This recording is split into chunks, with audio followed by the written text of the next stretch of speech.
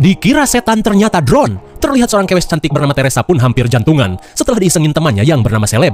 Di tengah rasa bete, Teresa pun menanyakan kondisi sepupunya yang sedang sakit. Namun Seleb yang merupakan pacarnya seperti tidak peduli dan hanya berkata sudah memberikan paracetamol 2 ke Beth. Mendengar hal itu, Teresa yang khawatir langsung pergi ke kabin untuk mengeceknya.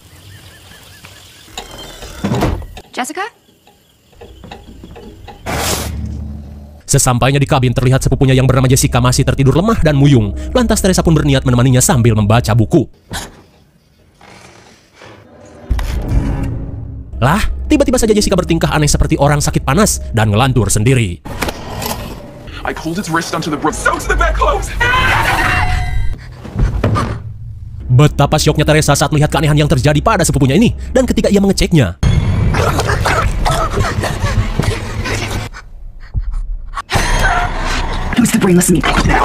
oh my god, dikira sakit tipes, rupanya Jessica kerasukan iblis. Kembali pada Seleb yang sedang asyik mencemari lingkungan. Betapa syoknya Seleb saat melihat rambut Teresa dirazia brutal. Tak cuma itu, Seleb pun heran saat melihat pacarnya bertingkah mengerikan.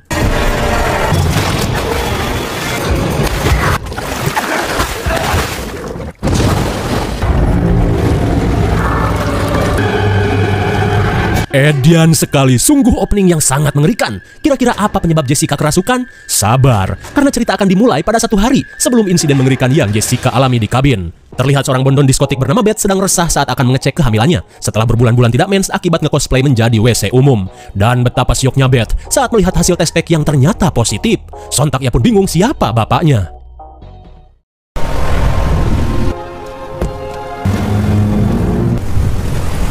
Singkat waktu, Beth yang bingung harus berbuat apa, memutuskan untuk menemui kakaknya di sebuah apartemen bobrok.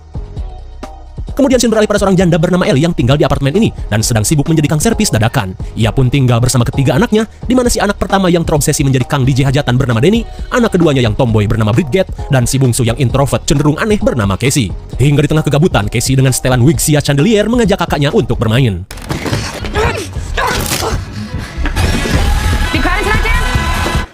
Sontak Danny yang sedang remix DJ Kotok pun merasa terganggu dengan kelakuan adik-adiknya. Lantas apa boleh buat? Di tengah kehangatan keluarga, tiba-tiba saja Ellie mendapati seorang tamu.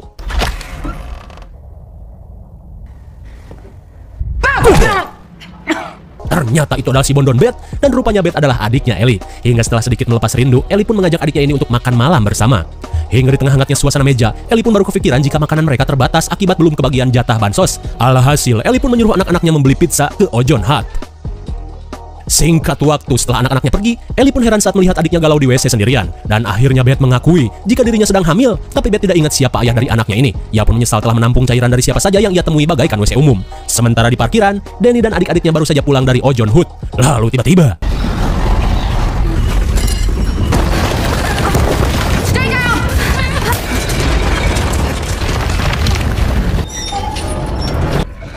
tiba-tiba saja gempa aneh terjadi, dan ketika akan kembali ke apartemen, tiba-tiba Danny menemukan sebuah lubang yang menembus basement. Dan karena menurut rumor apartemen ini bekas bank, Danny yang berharap menemukan duit gepokan berusaha mengeceknya. Dan? Tapi bukannya duit, Danny malah menemukan beberapa surat dan foto 3 pendeta. Akan tetapi Danny langsung sumringah saat mendapati piringan hitam tahun 1923. Dirasa ia bisa meremixnya untuk konten TikTok, Danny pun langsung membawanya. Tapi tiba-tiba, setelah terkena jumpscare, bukannya balik. Danny yang sotoy malah melanjutkan penelusuran. Hingga ia pun menemukan sebuah ruangan yang dipenuhi dengan kalung salib.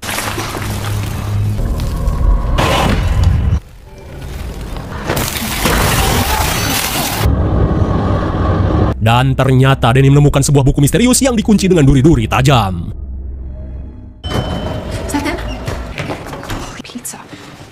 Akhirnya, Ellie pun lega setelah anak-anaknya kembali dengan selamat setelah gempa yang terjadi.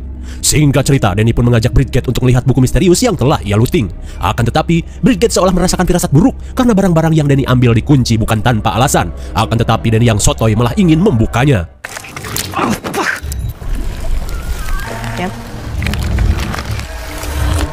Setelah menyerap darah Danny, akhirnya buku itu terbuka. Dan ketika dibuka, mereka pun merasa ngeri dengan gambar-gambar yang mirip dengan komik siksa neraka.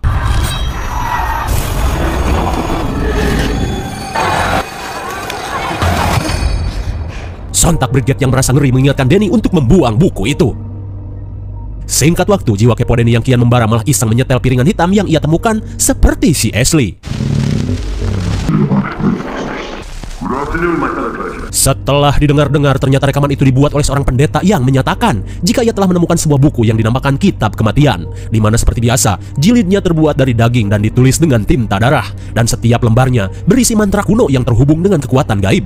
Di tengah rasa ngeri, tiba-tiba saja pastor membacakan sepenggal mantra, sementara di luar, Ellie sedang sibuk membuang barang-barang bekas. It is January 24th in the eye. Father Marcus Lipton. Kanda.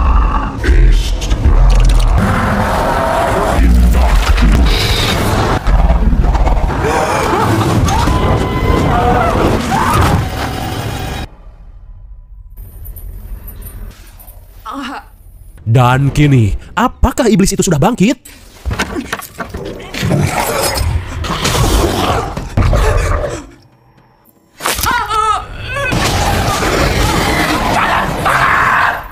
Di tengah keanehan, tiba-tiba Ellie merasakan sesuatu di belakangnya.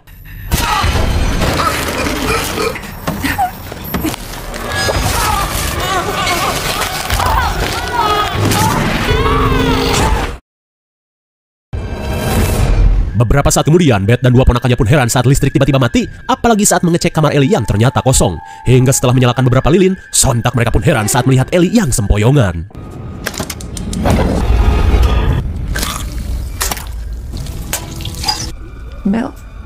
Melodies?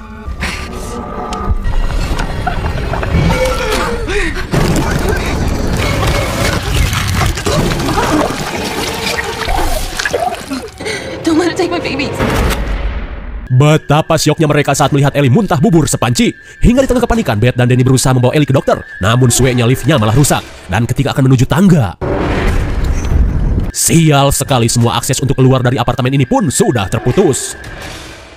Singkat waktu, Beth pun menjelaskan apa yang terjadi kepada tetangga Ellie yang bernama Gabriel sebelum kematiannya. Terlihat Gabriel pun merasa ngeri saat melihat mata Ellie yang terus melotot. Di saat itu pula, Pak Bewok yang berusaha meminta bantuan kembali mendapat kesulitan klasik dari sang sutradara, yaitu tidak ada sinyal. Dirasa kejadian ini bukanlah hal biasa, Gabriel pun meminta Beth untuk mendoakannya. Akan tetapi Beth berkata jika kakaknya ini tidak beragama. Hingga di tengah kebingungan, Gabriel pun mempunyai sebuah ide untuk pergi menggunakan tangga darurat yang sudah jarang digunakan. Akan tetapi itu akan membutuhkan effort yang besar karena harus membobol pintu terlebih dahulu. Sementara Pak Bewok dan Gabriel membobol pintu, terlihat Beth menunggui kakaknya ini sendirian. Lalu tiba-tiba, Hey, baby boo, Hannah.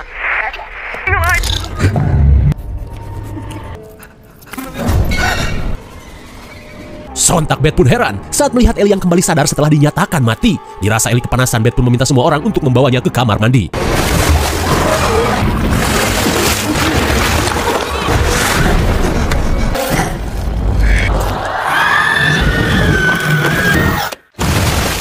Betapa syoknya mereka saat melihat Ellie yang bagaikan kesurupan setan Spider-Man, dan kini teror akan semakin menggila.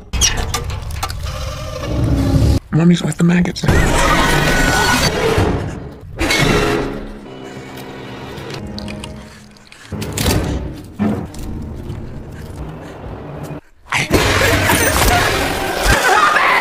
Melihat kelakuan ibunya semakin menggila, Bridget pun berusaha menghentikannya. Lalu tiba-tiba,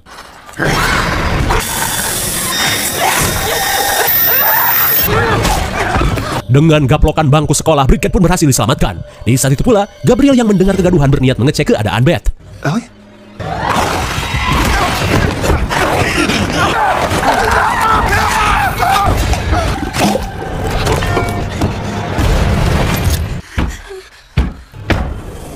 Melihat situasi semakin mencekam, Beth pun memutuskan untuk mengurung diri bersama keponakannya. Di tengah rasa panik, tiba-tiba Beth mendengar suara kesakitan di lorong apartemen.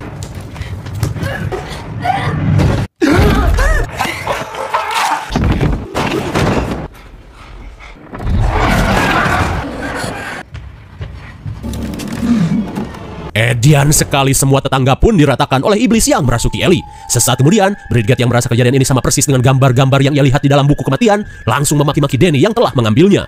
Di tengah rasa bersalah, Danny pun mengajak bibinya ini untuk melihat buku yang dimaksud.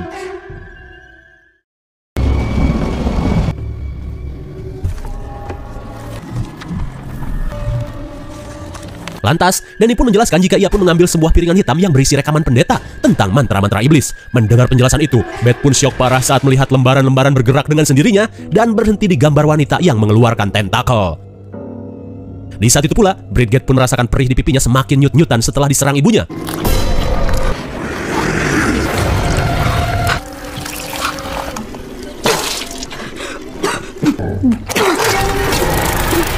Oh my god, geleh sekali. Bridget pun mengalami hal yang sama dengan yang Beth lihat di dalam buku. Di ruang tengah, Casey yang sedang melamun tiba-tiba mendengar suara nyanyian dari ibunya.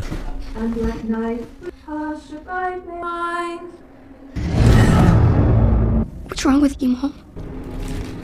Menyadari si bungsu berada di balik pintu, iblis Ellie pun meminta Casey untuk membukakan pintu dengan rayuan iblis yang penuh muslihat.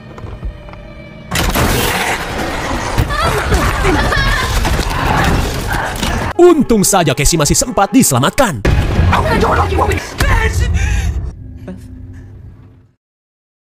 Singkat waktu, terlihat mereka pun berusaha saling menguatkan diri satu sama lain. Lalu tiba-tiba,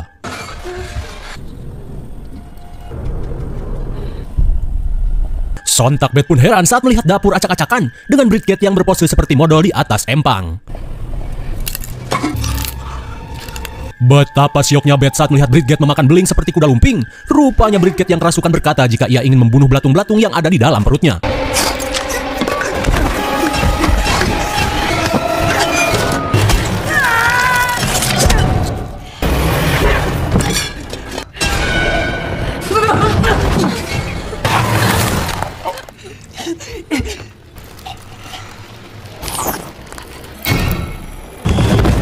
Berkat tongkat bocil yang dibawa Casey, Bridget pun berhasil dihentikan.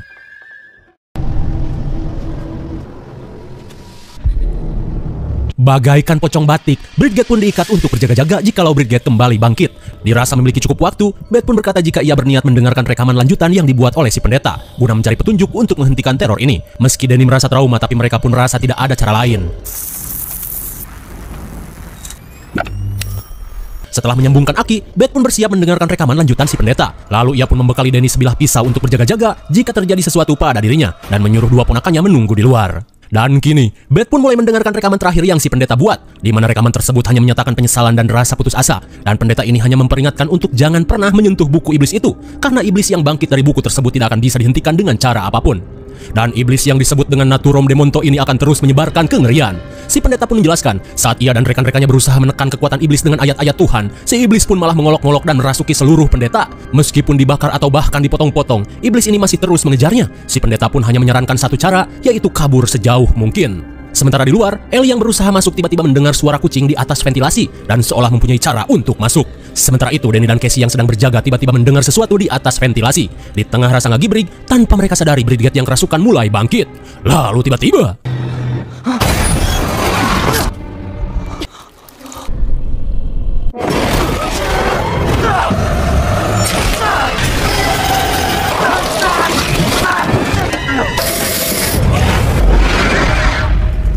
meskipun terluka parah, tapi Danny berhasil melepaskan diri. Kembali kepada Beth yang sedang fokus mendengar curhatan si pendeta. Tanpa ia sadari, iblis Ellie mulai masuk melalui ventilasi.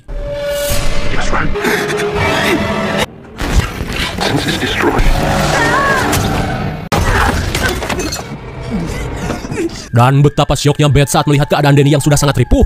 Dalam sekaratnya, Danny pun meminta maaf kepada Casey. Lalu tiba-tiba,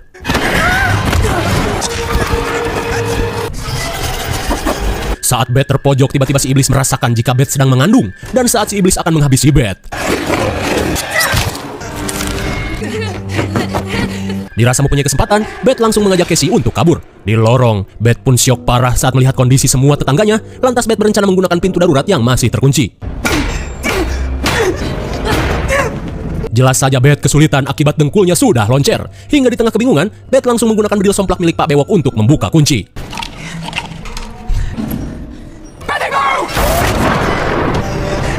Setelah menembak ceker Ellie, kini si iblis kembali melakukan tipu daya untuk mempengaruhi mereka. Akan tetapi Casey dan Ellie tidak sebodoh itu.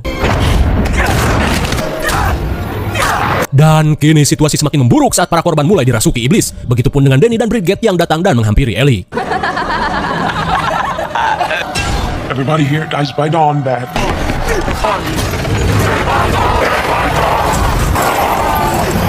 Setelah listrik kembali menyala, tiba-tiba lift mulai dipenuhi darah.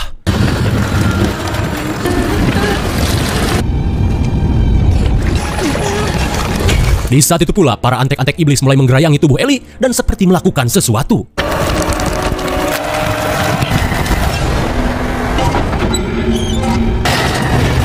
Kembali pada Beth dan Casey yang mulai tenggelam oleh darah. Apakah Beth dan Casey masih selamat?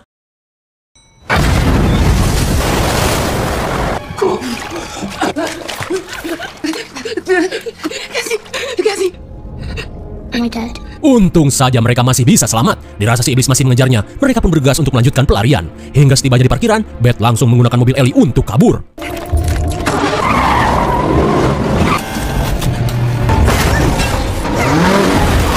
Bagaikan suwe setahun dipakai semalam, mobilnya pun malah selip. Di tengah kepanikan, mereka pun merasa si iblis semakin dekat. It's coming.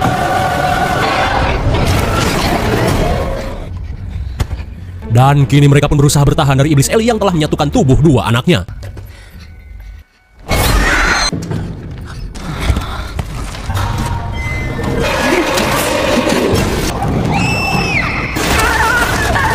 Oh, shit!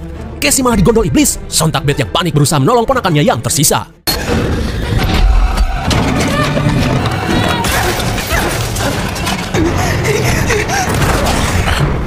Untung saja Beth masih sempat menolong Casey yang akan disenso. Dan kini Beth yang muak berniat untuk adu mekanik.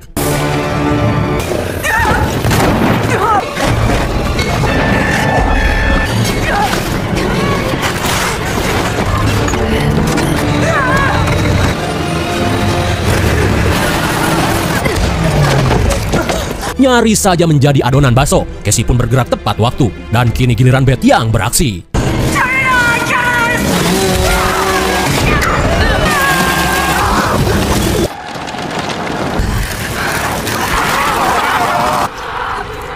Dan saat si iblis terpojok, lagi-lagi cocot si iblis melakukan muslihat.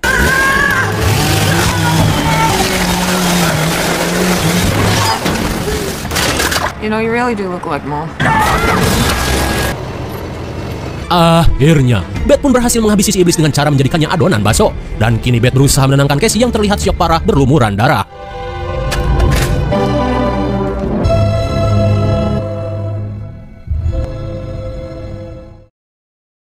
Singkat waktu, di keesokan harinya, seorang kewes salah satu penghuni apartemen ini terlihat akan pergi healing-healing. Tapi saat melihat lift yang tak berfungsi, ia yang buru-buru memutuskan menggunakan tangga.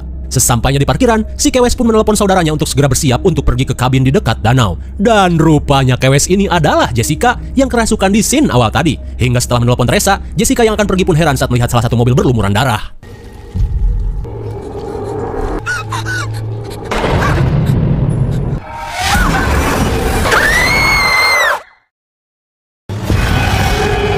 Dan ternyata inilah asal mula Jessica kerasukan dan mengamuk di kabin. Apakah film ini akan ada kelanjutannya? Kita tunggu saja karena film pun sudah berakhir. Bagaimana? Film yang sangat mengerikan bukan? Film Evil Dead kali ini kita asumsikan saja sebagai reboot dari semua kisah Evil Dead sebelumnya. Atau mungkin saja prequel dari kisah Evil Dead tahun 2013 yang nyambung ke ceritanya si Mia. Entahlah. Yang pasti, akibat si sotoy Denny yang mengambil buku kematian, kengerian demi kengerian pun terjadi hingga menyisakan Beth bersama Casey. Dan mungkin saja, di film selanjutnya kita akan mengetahui cerita lanjutan Jessica setelah menjadi iblis di dekat kabin terpencil.